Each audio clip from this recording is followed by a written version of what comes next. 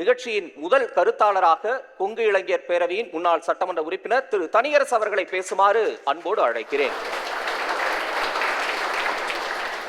விஜய் திரைப்படத்துறையிலிருந்து வந்திருக்கிற ஒரு நடிகர் நாடாளுவதற்கு தமிழக வெற்றி கழகத்தை துவக்கி இருக்கிறார். தமிழக வெற்றி கழகத்தை துவக்கி அதனுடைய மாநாட்டை நடத்தி அந்த மாநாட்டிலே சில தன்னுடைய கருத்தை அல்லது இந்த அரசியல் கட்சியினுடைய நோக்கம் அதனுடைய மக்களிடம் அது மக்களுக்காக தொண்டு செய்வதிலே, சேவையாற்றுவதிலே, மக்களை அரசியல் படுத்துவதிலே அதனுடைய விளக்கத்தை அன்று மாநாட்டில் எடுத்துரைத்திருக்கிறார்.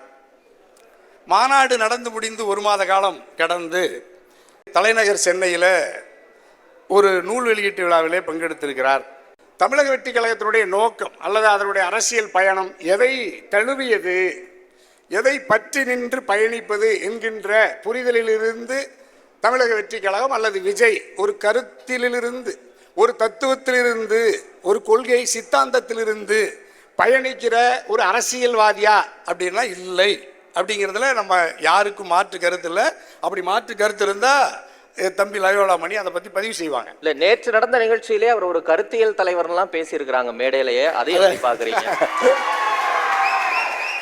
அதில் கருத்தியல்னா என்னன்னே தெரியாத ஆதவரிச்சுனா எந்த கருத்தியலை தழுவி தமிழ்நாட்டில் அரசியலை நாம் நகர்த்துவது என்று ஒரு முடிவெடுக்க முடியாத நிலையில் இருக்கிற என் ஆருயிர் சகோதரர் தமிழக வெற்றி கழகத்தின் தலைவர் விஜய். இந்த ரெண்டு பேரும் எந்த கருத்தியலில் அவர் அரசியலை தமிழ்நாட்டில் அல்லது இந்தியாவில் நகர்த்துவது என்பதில் என்ன சிக்கல்னாயா, ஒன்று திராவிட அரசியல் இங்கே ஏற்கனவே இருக்கு. அது தந்தை பெரியாரை, பேரறிஞர் அண்ணாவை, முத்தமிழறிஞர் கலைஞரை, புரட்சி தலைவர் எம்ஜிஆரை, புரட்சி தலைவர் அம்மாவை, அது அரசியலாகவும் அரசியலில் மக்கள் ஆதரவை பெற்ற அதிகாரத்திற்கு வந்தும் அது தன்னுடைய கொள்கைகளை இந்த மண்ணில் நடைமுறைப்படுத்தி காட்டியிருக்கிற இரண்டு வலிமையான இயக்கம் அதிமுக, திமுக, திராவிட இயக்கம் இங்கு இருக்கு. அதனுடைய மூல இயக்கமாக இருக்கிற திராவிடர் கழகம் இங்கு இருக்கு. தமிழ் தேசிய இயக்கம், இப்போ நம்ம நாம் தமிழர் இருக்காரு, பல்வேறு இயக்கங்கள் மணியரசையா இருக்காங்க, பல்வேறு இயக்கங்கள் இங்கே தமிழ் தேசிய கருத்தியலை நீண்ட நெடுங்காலமாக மாப்போசியா காலத்திலிருந்து நமக்கு இங்கே கருத்து பரப்புரை நடந்துகிட்டே இருக்கு. அது தேர்தலையும் பிரதிபலிக்குது. இன்னொன்று தேசிய மதம் பெரும்பான்மையை பயன்படுத்தி இந்துத்துவ அரசியலை இங்கு ஒரு கட்சி பாஜக, அது பல்வேறு அதனுடைய பரிவார அமைப்புகள் இங்கே களத்தில் இருக்கிறாங்க.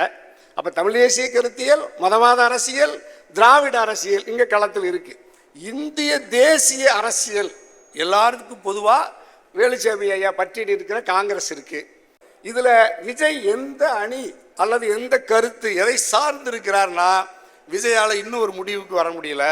நடிகருக்கு மட்டும் அந்த மாதிரி சொல்றீங்க, நீங்க ஆராதிக்கக்கூடிய பெரியார், அம்பேத்கர், காமராஜரை தானே அவர் கொள்கை வழி தலைவரா சொல்றாரு. அப்ப அதுல நடிகன்கிற மட்டும் பேரியரை ஏன் நீங்க வைக்கிறீங்க?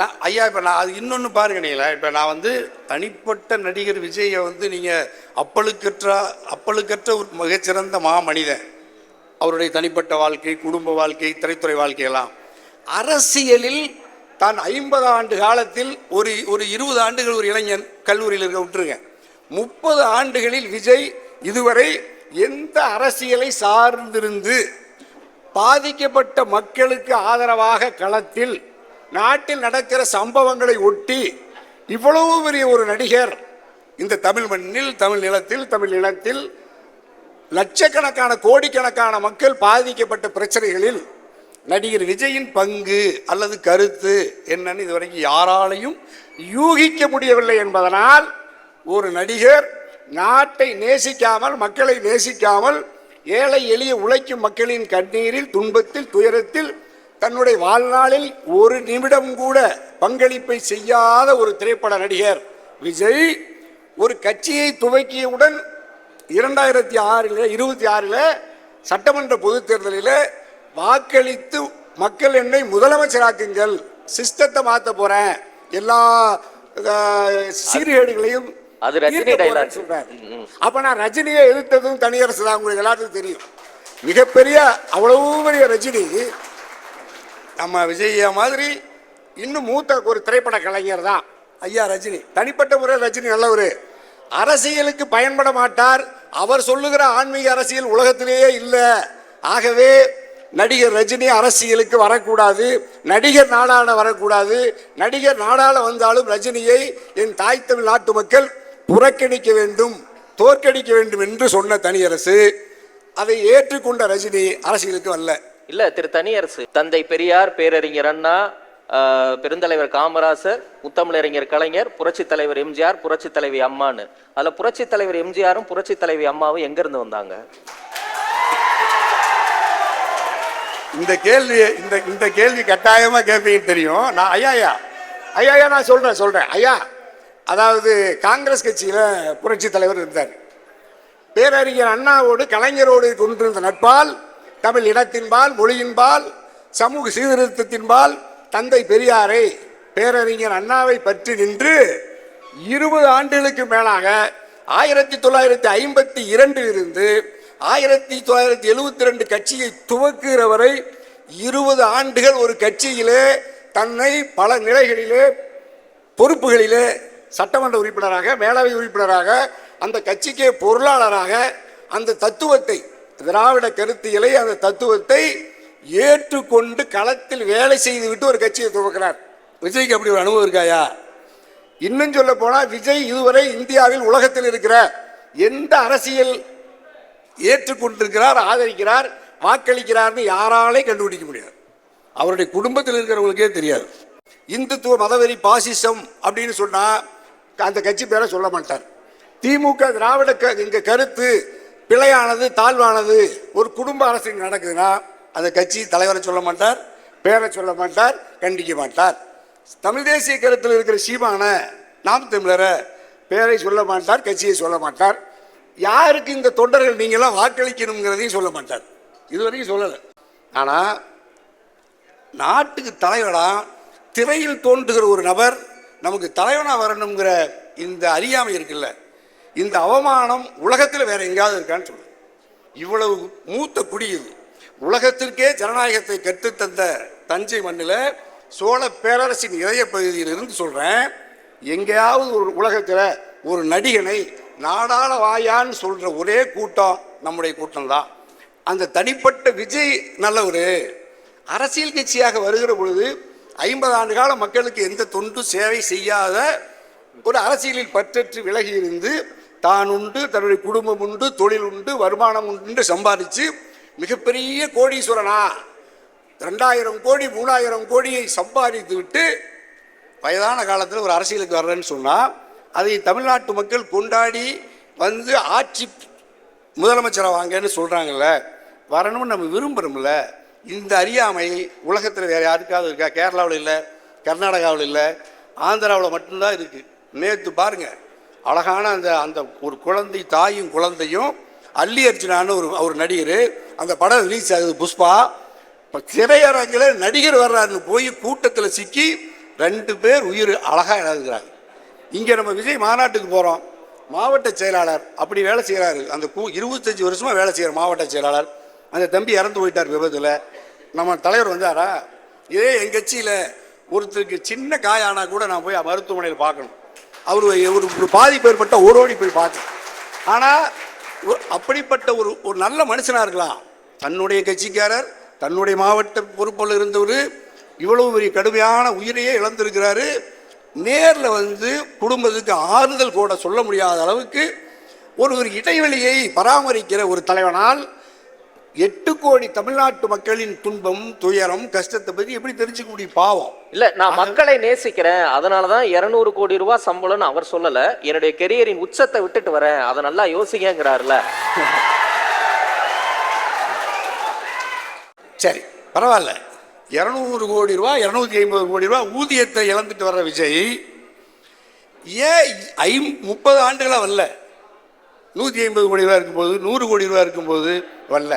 புரட்சி தலைவரை பற்றி சொன்னீங்கல்ல, ஒரே வீடு ராமாபுரம், மொத்த சம்பாதிக்கிற மொத்த சொத்தையும் சிந்தாம சிதறாம ஏழைகளுக்கு வாரி வழங்குகிறார்.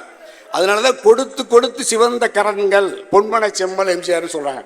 அப்படி நம்முடைய விஜய் வீட்டுக்கு போய் எங்கள் லயோலா மணியா உட்பட யாராவது ஒரு நாள் ஒரே ஒரு இட்லி, ஒரு அரை குவளை தேநீர் யாருக்காவது தலைவரிலிருந்து கடைசி தொண்டன் வரைக்கும், நாட்டு மக்கள் வரைக்கும் ஒரு இட்லி தந்திருக்கிறாங்க நம்ம விஜய் தர மாட்டாரு. ஆனா எம்ஜிஆர் ஐயா வீட்டுல எவ்வளவு பேர் இருந்தாலும் நான் சொல்றது பனையூர்ல நீங்க பனையூர்ல இருங்க அமைதியா இருங்க. இல்ல பனையூர்ல நான் இல்ல பனையூர்ல போடுவாரு இல்லையா. இப்ப விவசாயிகளுக்கு மாநாட்டுக்கு நிலம் கொடுக்குறாங்க, விவசாயி அழைக்கிறாரு, சோறு போட்டாரு, வடை போட்டாரு, பாயாசம் போட்டாரு, நல்லதுதான். ஆனா அந்த விவசாயியை அருகில் போய் ஒரு புகைப்படத்து கொண்டு அவர்களோடு நெருங்கி பழகுவதற்கே விலகி நிற்கிற ஒரு விஜயால் தண்ணீரில் மக்கள் மிதக்கிறாங்க. நேற்று விழுப்புரம் விக்கிரவாண்டியில தான் பாண்டிச்சேரி வரைக்கும் லட்சக்கணக்கான மக்கள் கால்நடைகளிலிருந்து வீட்டினுடைய எல்லா உபயோகப் பொருட்களை இழந்து உணவில்லாமல் தடுமாறி பரிதவிக்கிறாங்க. 250 கோடி ரூபாய் ஊதியம் வாங்குற ஒரு விஜய் 30 ஆண்டுகளில் ஒரு 5000 கோடி ரூபாய்க்கு சொந்தக்காரராக இருக்கிற ஒரு விஜய் ஒரு 50 கோடி ரூபாய் 100 கோடி ரூபாயில மிகப்பெரிய அரண்மனை வீடு, மிகப்பெரிய பங்களா கட்டியிருக்கிற ஒரு விஜய் 5 கோடி ரூபாய் 10 கோடி ரூபாய் வெளிநாட்டு கார்ல வர்ற ஒரு விஜய் ஏன் ஏழை மக்களுக்கு ஒரு ஒரு ஒரு 5000 பேருக்கு 10,000 பேருக்கு ஒரு மண்டபத்தை பிடிச்சி சமைச்சு ஒரு தக்காளி சாப்பாடு போட முடியாதா ஐயா? 2 புரோட்டா போட முடியாதா? ஏன் அந்த 250 கோடி ரூபாய் செலவு இல்லை? சரி, இப்ப மாவட்ட செயலாளர் இறந்துட்டாரு. இப்ப எங்க மாவட்ட செயலாளர் நம்ம தமிழக வெற்றி கழகத்தினுடைய மாவட்ட செயலாளர் இறந்துட்டார். அந்த குடும்பத்துக்கு ஒரு 25 லட்சம் ரூபாய் ஏன் தரக்கூடாது? நான் எங்க கட்சியில் வேணும். நான் ஒரு சாதாரண ஏழை கட்சி, இந்தியாவிலேயே நாங்கள் ஒரு ஏழை கட்சி. எங்க கட்சியில ஒருத்தருக்கு ஒரு பாதிப்புனா மொத்த செலவையும் நான் ஏத்துக்கிறோம். நாங்கள் ஆட்டை விற்று மாட்டை விற்று கொடுக்குறோம். இவ்வளவு பெரிய பணக்காரர் எங்க தமிழர் சரியா சொல்றாருல, 250 கோடி ரூபாய் இழந்துட்டு வர்றாரு. எதுக்காக பணம்? தன்னுடைய கட்சிக்கு, தொண்டனுக்கு, மக்களுக்கு செலவு செய்யணும். அது மட்டும் இல்ல, என் ஆர்வீர் உறவுகளே, உலகம் முழுக்க இந்த காட்சியை பார்த்து கொண்டிருக்கிற தாய் தமிழ் சமூகம், இந்த தொன்மையான சமூகம் மண்ணை, மொழியை, இனத்தை நேசித்து தன்மானத்தோடு, சுயமரியாதையோடு, கௌரவத்தோடு தாய் தமிழ் சமூகம் தலைநிமிர. உலகத்தில் தமிழனுக்கு என்று ஒரு தனி நாடு கிடையாது. ஈழத்தில் கொத்து கொத்தா செத்து மடிஞ்சோம். யாருக்கு நீதி இது வரைக்கும் நம்மளுக்கு கிடைக்கல. விஜய் உட்பட நம்ம எல்லாரும் போராடி கிடைக்கல. முத்துக்குமார் செங்கொடி உயிரை தந்தாங்க. 7 பேர் பேரறிவாளன் நளினி 30 ஆண்டுகள் ஜெயிலில் இருந்தாங்க. அவங்கெல்லாம் வார்டு மெம்பராக கூட ஆக முடியல. ஆனால் விஜய் உடனே முதலமைச்சர். அது யார் காரணம்? நம்ம தான் காரணம். ஆகவே என் உயிருக்குயிரான இளைஞர்கள், அப்படி விஜய் மாறி களத்துக்கு வர்றாருன்னா நம்ம ஏற்றுக்கலாம், அவருடைய செயல்பாட்டை பார்ப்போம். அது வரைக்கும் நீங்கள் கண்மூடித்தனமாக நம்ம கட் அவுட்டில் கீழே வந்து செத்து போயிட்டாங்க, பாலாபிஷேகம் பண்ணுறோம், மாலை போடுறோம். அது என்ன அறிவு? உலகத்தில் எந்த நாட்டிலும் இல்லாத ஒரு அறியாமையில் மூடர்களாய் நம்ம எப்படி மாறி போனோங்கிறத காலங்காலமாக பார்க்குறோம். ஆகவே என் ஆர்வீர் தமிழ் சமூகம் விஜயனுடைய இந்த தமிழக வெற்றி கழகத்தை விஜய் மக்களின் பெரும்பான்மை ஆதரவை பெறுவாரா என்றால் பெற முடியாது, பெறக்கூடாது. தமிழ்நாட்டு மக்கள் நிராகரிக்க வேண்டும் என்று முதல் சுற்றில் பதிவு செய்து வாய்ப்புக்கு நன்றி பாராட்டி நிறைவு செய்கிறேன். நன்றி, வணக்கம்.